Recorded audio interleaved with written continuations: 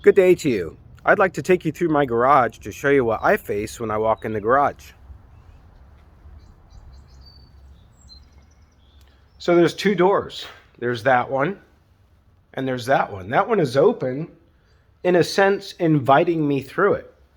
So since that one is open, inviting me through it, I'm going to walk through it. And it's going to take me up some stairs, and now I don't have many choices. I got to follow the hallway because there's only one way to go till I get to the top. This is actually my office space and guest space as well. When guests come over, they can stay here. And I've got some things that are inviting me to do things. Yeah, I've got a couch that's inviting me to lay down. I've got a bed. It's a little bit messy right now because I'm getting ready to take a trip tomorrow. And then I've got my workspace here, which is inviting me to sit down and work. And since I have to do that right now in this class, that's what I'm going to do. Yeah, I've been using that word invite a lot, right? And the reason for that is because that's how I want you to think of today's subject matter. Today's subject matter in our chapter, which is all about a rhetorical analysis. A rhetorical analysis, RHETORICAL, a rhetorical analysis. Welcome to the wonderful, beautiful world of rhetoric. I say that because I'm biased. My Ph.D. is in rhetoric from Penn State University. And so we're talking about rhetoric today, which is all about how media messages invite you to think, believe, feel, and perhaps ultimately act. That's what we're talking about today when we're talking about a rhetorical analysis. It actually begins in ancient Greece, the study of rhetoric with Aristotle, and before him, Plato, and before him, Socrates. These were the three people who taught each other and were mentors. That's where we can say that rhetoric was founded. And it's a really beautiful way of looking at the world because it looks at the world as still providing for human beings to make choices about the way that they think and believe and feel and behave. But at the same time, they're constantly being persuaded into these choices. And that's what we look at media messages for. And it really marks a departure from the last part of class where we were talking about organizations and economics and big structures that are sort of external to the message. Now we're looking at messages for these next few classes as we take on our media theories. So rhetoric and the study of rhetoric is an ancient study. It's founded in ancient Greece, but it's still very useful today. In essence, what is it about? Rhetoric is the use of symbols to influence human beings. It's the use of symbols to influence human beings. And much like this shirt that I'm wearing from Mazatlan, Mexico, is having an impression on you that I can't gauge because unless you've been there, this will not maybe bring forth the style of Mazatlan, the colors that you see there, some of the zaniness that goes along with. Unless you're there, I don't know how you're interpreting it, but surely you are reacting to this shirt. I chose it for that reason, so it wasn't a usual boring professor type shirt. I want you to start to think at a very visceral, superficial level to start the class. How are symbols working on you? So let's start now with defining what a sign is. What a sign is. A sign is something that indicates that you should think a certain way. A sign is something that indicates that you should think a certain way. So when you pull up to a stop sign, for example, and you see that red octagon, you should be slowing down and eventually stopping, even if it is a rolling stop. You need to be stopping, and that's how signs work. Now let's get into the philosophers who built this perspective. They are not all classical rhetoricians. The chapter takes a little bit different turn than I might have if I had written this chapter, but we are going to study important thinkers who contributed to rhetoric. We're going to start with the Swiss linguist. He was from Switzerland. His name was Ferdinand de Saussure. Ferdinand de Saussure. He lived in the 1857 is when he lived to 1913. So fairly recent, 1857, 1913. He was the founder of a field of study called linguistics or the study of language. The study of language. And as a brief interlude to show you here how language actually structures our thought, because that's what he's studying. He's studying how language structures our thought. It's not just the way that we represent each other. And it's not just that the French have different words from us and Mexicans have different words from people in the U.S. It's not that. It structures our thought. For example, if you want to say I love you in the English language, it is you are doing something to someone else. I love you. I am doing the action here. Love is the action that I'm doing, and I'm doing it to you. I love you by the way the sentence is constructed.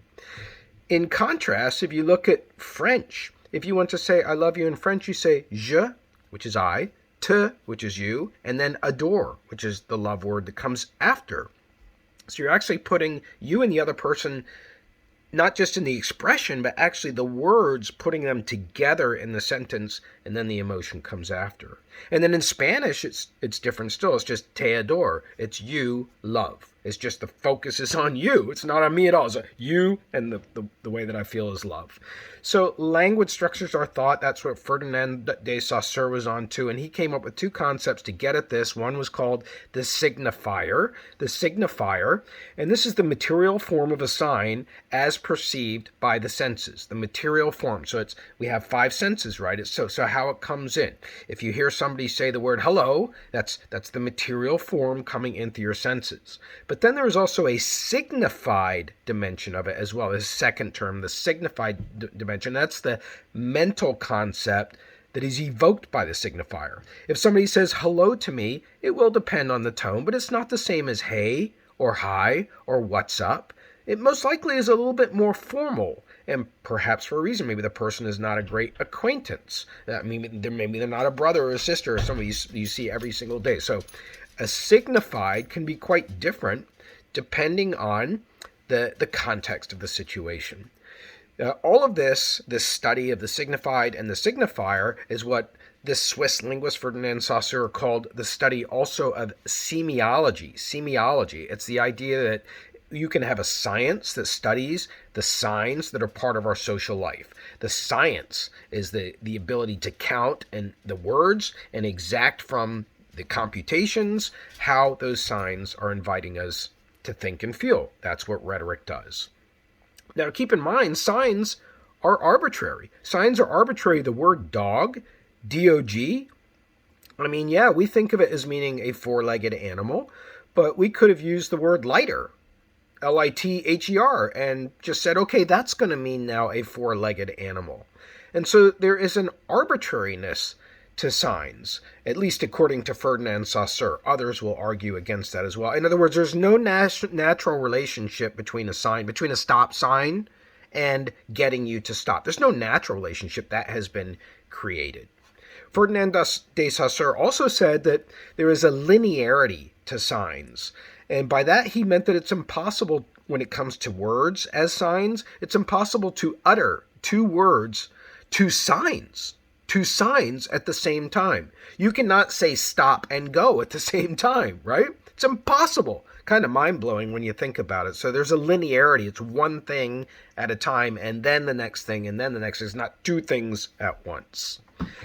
Finally, Ferdinand de Saussure also talked about langue versus parole. Langue versus parole. Langue, you can kind of see that's the root of language, right? Langue is the rules governing the use of signs. It's the rules. Just like I told you how we say I love you in the U.S. versus France versus Spanish. That's according to the rules of our language. You put the I first. That's a rule, right? That's langue.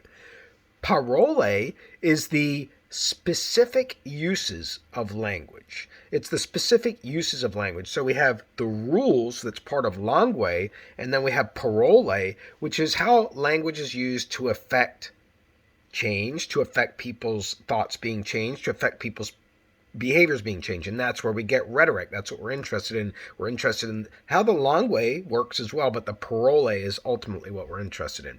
Next, we come to a person, moving on to the next thinker who you will hopefully recognize, Charles Sanders Peirce. We just studied him last class yesterday, right? He was, to introduce him more formally now, a Harvard philosopher, another American. So, well, not another, we talked about him yesterday, but an American Harvard philosopher, and he lived from 1839 to 1914, so check it out. He's living at the same time as Ferdinand Saussure. It's interesting to study competing philosophies for the first time in the class. And he talked about the semiotic realm. That's one of the first things he talked about, the semiotic realm. The same realm that Saussure talked about, but he talked about it as being quasi-necessary. There's quasi-necessary, and I'm going to illustrate what that means in a minute. And because it's necessary, that there is a doctrine of signs that goes along with that. So bear with me for a moment, because what he's working on is the idea that there's no such thing as an arbitrariness between signs. It's not like Saussure said, there's no arbitrariness between dog and that four-legged animal that runs around, that there actually is a connection. And the connection is a triadic connection, a triangle. And he says you've got the sign, which is something that stands for something else, like the word dog. And then you've got the object, which is the four-legged animal. But then you've got something else going on, and that's the meaning. That's the meaning. I know that somebody in this class has been bitten by a dog. I'm pretty sure. And so when I say the word dog, that holds a whole different meaning than for me, because of this guy sitting on the bed right now. Hey, buddy. Say hello to the class. His name is Finn. He's smelling my hand. Dog and every other word is going to have that meaning that's associated with it. And so there is not necessarily an arbitrariness, because to say that would dismiss our experiences, because our experiences, like getting bit by a dog, are what lead us in part to have this meaning. So therefore, signs have to operate for us in a kind of doctrine way to help make sense of the world. And that's why when you see a sign that using the words "beware of dogs," that is quasi-necessary. If you're afraid of dogs, or if you're thinking of robbing a house, know that there's a possibility of a watchdog in that house. It's a quasi-necessary way of dealing with the world. That's what Charles Sanders Peirce is saying. And he says there are actually three kinds of signs. There are three kinds of signs. There's icons. Icons operate according to similarity or likeness. Icons operate according to similarity or likeness. Almost every phone, every cell phone, whether it's an Apple or an Android, has the same way to go back. You have an arrow button. On the Samsung, it's on the bottom. Mine is down here. On the Apple, it's the top left corner, but it's the same thing. It's the same thing. So that's a kind of an icon. Or how about the whole color of red? Red is known as an alert color, right? That's an icon. There's a similarity to no matter where you see red. Even in this shirt, it's got an alert quality to it. So does a stop sign. So does a fire hydrant. So does a defibrillator case inside of a school. Smoke alarms have red on them. Red is meant to indicate alarm. At least that's how it is iconically become as a color in our culture. Another kind of sign, a second kind, is an indexical sign. An indexical sign, and that's linked by cause. One thing happens, then another thing happens, or association to other objects, or association to other objects. If you ever talk to somebody and they say everything's going wrong today, and they just also, coincidentally, I'm asking you, seem to have an attitude of this always seems to happen to me, that's a causation kind of thinking, right? One thing is going to cause another thing, is going to cause another thing, is going to cause another thing. That's what we're talking about with an indexical sign, which is also a sign that's an association to objects. So it's no secret that manufacturers of soft drinks and even water make their bottles to be the shape of a woman's figure. Yes, because a woman is a universally celebrated figure of beauty to both men and women. The woman is who gives birth to both the male and female. The male is not capable of that. So the woman has a different position in terms of admiration, and a Coke bottle really shows it as well. And so there is associations that go along with signs. If you look at a deck of cards, you may think of gambling. If you look at somebody who got an A, you may think that they have excellent work. If you look at a heart, You may think of love like you do on Valentine's Day. That's indexical signs. And then finally, according to Sanders Peirce, I should say, you've got symbols. Symbols. Now we're into a whole new realm. So symbols are linked to objects by social conventions. Symbols are linked to objects by social conventions. If you're a college student and somebody puts a shot of tequila in front of you, how do you drink it? Well, probably I kind of biased your answer by even calling it a shot of tequila. You probably down it in one full sip, right? And maybe you do the whole lemon and salt thing. I don't know. And maybe you drink more than one. And maybe people rah and cheer you on, because that is the way that our culture teaches us to drink tequila. And I'm just choosing it because it's a college example. But you go to Mexico, where tequila is actually made, that is not the way that Mexicans drink tequila. No, they put it in a shot glass for sure, but then you sip it. You sip it. And a lot of times you sip it after a meal. That's when you're sipping tequila at the very end of the meal. And it's very common to have that in restaurants. No, you don't down it. So that is a symbol, that shot glass, that in the United States invokes or invites, there's that word again, certain ways of drinking that shot because of the social conventions that we have in this country. What do you do when you hear the national anthem at a sporting event? What do? You stand up and take your hat off. Right? What do you do when you see a ticking clock or one of those walk signs when you're trying to cross the street? You hurry, right? Why should you be hurrying? You should have the right, not the car. That's my view. All right, let's go on to the next thinker, and that's Roland Barthes. Back to a French person, French thinker, Roland Barthes. He's later than the others. He's living from 1915 all the way to 1980. I can remember studying him just after he passed away when I was in graduate school. He's considered by many to be the most important post-World War II French thinker. I mean, that's kind of a big statement. The most important American thinker? Could you say that? Well, that's what they say about Roland Barthes, who elevated our discussion and talked about a signifying system that is based around the concept of a myth. A myth. Now, everybody uses that term occasionally, a myth. And they usually use it to mean, oh, that's false. No, that's a myth. It's a myth that you have to wait 15 minutes for a full professor. But Barthes was on to something much more with myths. He was saying it's how unnatural cultural practices and beliefs are naturalized. It's how cultural practices and beliefs that don't necessarily automatically exist are naturalized, are made to seem like, yes, it's automatic. Just like... How many of you wanted to say God bless you there? Right? That was a fake sneeze, right? But how many of you wanted to say that, right? I'm not religious. Why are you telling me God bless me? You don't know what I don't say atheist you, right? I'm being a little bit provocative here because I'm trying to make the point of how myths are. They're right in front of us, right? Like people say God bless you all the time. But until you examine them the way that Barthes does, you don't see that there's a signifying system that goes along with God bless you and God-given talents and all those other kinds of things. It's a way of thinking. I'm not denigrating beliefs in God. If you want to believe in God, that's absolutely fine. But I'm just saying it's a signifying system. There's a whole system there, and it's naturalized. It's made it seem like everybody believes in God. Not everybody believes in God. Actually, about half of the world does not. So that's how signifying systems work. And it's got two components to it. Mythology does. A myth does. It's got the denotation component. Denotation is the literal meaning. You know, if I say chair and I say, what does that mean? You say, oh, I'm going to look it up in the dictionary, or go to Wikipedia or whatever. That's the literal denotation of that term. And it will say object you sit on that has 4 legs. Not 3, that's a stool. 4 legs, right?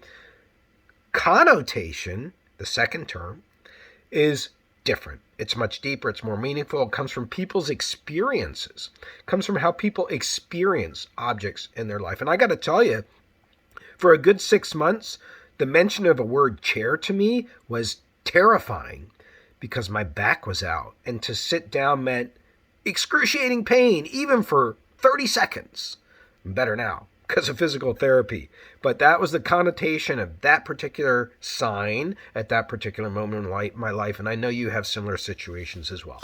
Now let's move to text. Let's move to text, analyzing text, media text. And when we use that word now, we are going to be using it later on in the semester, actually throughout the semester. It refers not to like texting someone. It doesn't refer to just a paper that has words on it. That's not text either. We're referring to media content. When we use the word text and we perform a rhetorical analysis or a communication analysis, that's what we're talking about.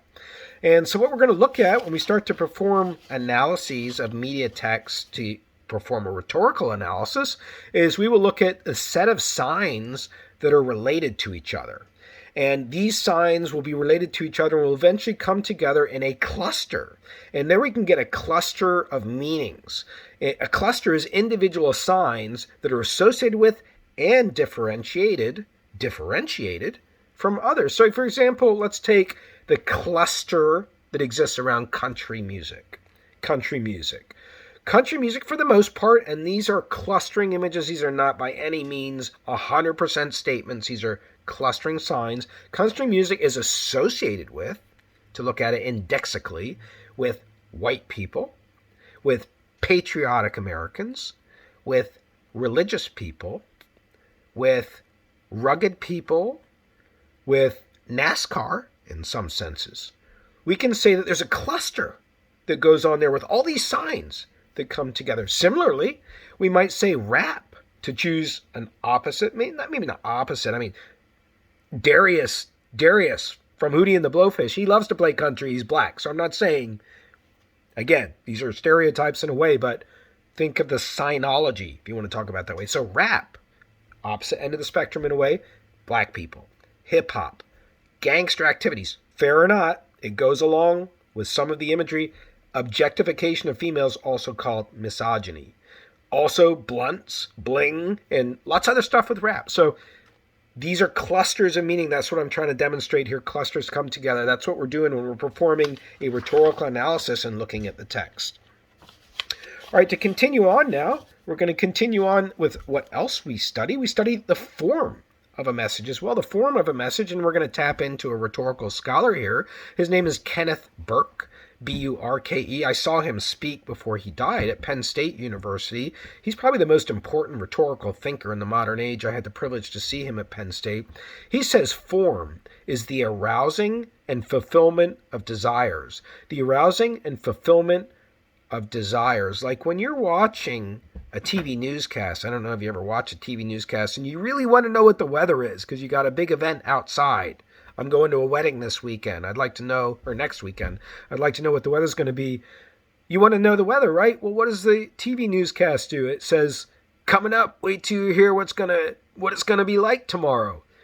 And then you have to watch 8 minutes of advertisements, and then more news, and finally the weather comes at the end of the show. You are being teased, in other words. That's what form does, right? It arouses and fulfills your a desire. It's like the look and the feel of the media content. And Kenneth Burke said that you can have progressive form. It goes in a linear sequence, like when you read a sentence, you go from one word to the next word, like when you watch a film, one scene to another. The internet doesn't work that way. You got hyperlinks, you can go all over, but film and wording is linear, one thing after another. You got linear form. Burke also said you have repetitive form. Repetitive form. Give me 15 minutes and we can, I'm not sure if I got it exactly right there, save you 15%, right? You know that's the Geico ad, right? Why do you know it's the Geico ad? 15 minutes, 15%? Because that commercial message has been so repeated, has been so repetitive in our mass media for 30 years. I can remember Geico radio commercials saying the same things. Kenneth Burke, that arouses that desire in you to complete the sentence. And that's the whole idea. Give us 15 minutes and yeah, we'll save you 15%. And then Kenneth Burke also said conventional form is also at play here, and this is form that we consider to be as part of our conventions. So it's called conventional form. Like if you watched a TV show that was 40 minutes long, you'd start to get all I got fidgety probably, right? It's really strange to you because you've been conditioned into TV shows lasting half an hour or 1 hour or 2 hours, and that's it. Nothing in between. But as I mentioned earlier, countries like Britain, France, they have shows that are 40 minutes long. So we have been conditioned into that. Next up, rhetoricians, talking about people who perform rhetorical analysis, look at genres. Genres. Genres are a class of messages or a class of media content that share the same characteristics. The same characteristics like indie music, or rap music, or classic rock, or symphony, or rhythm and blues. These are all genres, right? You have genres on Netflix. When you're trying to choose Netflix, you go action, comedy, foreign, whatever you're looking for. Those are genres. They're actually used as marketing techniques, right? But they are actually a tool of rhetoricians to take a look when you take a look at genres. And then you've got narrative. Narrative is also what's looked at by rhetoricians. Narrative is, I think of it as a story. It's an easy way to say it. It's defined in the chapter as a series of real or fictitious events. Somebody's putting these events together. It's their own version. They're telling their story, in other words, that goes chronologically. You've got something that happens to somebody else. It's got events and actors. Do you ever watch what's the show? I can't think of it. It's on A&E. It's the one where they intercept people who have drug addiction, and I can't remember the name. You know the word, right? It begins with an I. The family sits down. There's that show. Well, that's a really good example, in my opinion, of a narrative, because it starts out with a person. It shows their early beginnings or the photographs when they were a baby, and then it shows maybe a split between the parents, and then maybe it shows that the person started hanging around with people who were doing drugs, and then it goes on into addiction, and then eventually it goes to rehab, and that's what this story does. It tells a story, and that's what a narrative is like. When you look at media content, you're trying to intervention. Finally, it was bothering me. Finally got to show intervention. So in a narrative, we look at the discourse, right? Discourse is a fancy word for the words that are used, but we can count words. We can say which words are mentioned first, which ones are mentioned second. We can look at which words are said with more emphasis. There's a lot of things we can do by looking at discourse. Now we're going to turn our attention to the material turn. The material turn, and this is another dimension of rhetoric. It's a little bit controversial. It's going to finish us out today. It's coming from another French philosopher, the philosopher Descartes, and he's talking about how rhetoric not only affects the way that we think, believe, and feel, as I've been discussing today, but also how our bodies are affected, And here's what he says on page 125 of the book. He says, a person is not a mind and a body. You think of yourself as a mind and a body? You're not. Descartes says, there are not two things, they say, there are not two things somehow mysteriously yoked together. Your body and your mind are not just next to each other. What we call a person is a certain kind of bodily organism that has a brain operating with its body, a body that is continually interacting with aspects of its environments in an ever-changing process of experience. So Descartes gets real physical, and he looks at different aspects of how media content invite, there's that word again, rhetorical analysis, the body to respond. And one is the affect response, and that's where an intensity is registered by the body. It could be a beating heart, it could be sweats, it could be anxiety. There's something that you're feeling, when you watch a horror film and that music starts up and it starts escalating and moving faster in its pace, dun dun dun dun dun dun dun dun dun dun. What's happening to you? Your heart is speeding up too, right? You're anticipating the bad thing coming into the scene. Next up, after affect, we can take a look at the aesthetic. The aesthetic is not what you think. It's not like the artistic, creative quality. The aesthetic, in terms of Descartes, is the sensual experience that gets evoked from the audience, the sensual experience. And when I say sensual, I don't mean sexual necessarily, although sexual is certainly an extension of sensual when you think of, if you just want to use the word horniness, but we are talking about sensory perceptions and being stimulated. So we're talking about the color of the media content. We're talking about the lighting of the media content. We're talking about the editing of the media content. We're talking about the movement and the framing of the media content. We're talking about the sound of the media content. When you watch TikTok videos today and the person who's recorded the audio has run it through the filter on TikTok and they sound almost robotic and the pitch is a little bit higher, This is an example of a sensualizing, it's also sensational, sensualizing that goes on that Descartes says. There's something about that. It's not natural, right? It makes you focus on it, at least the way that I am invited to react to it. You certainly are invited to react to media content in any way, shape, or form, and that's why I return once again to my statement that rhetoric is a beautiful enterprise, because it really allows you to interpret signs as you wish, and your interpretations are perfectly valid. Have a great day.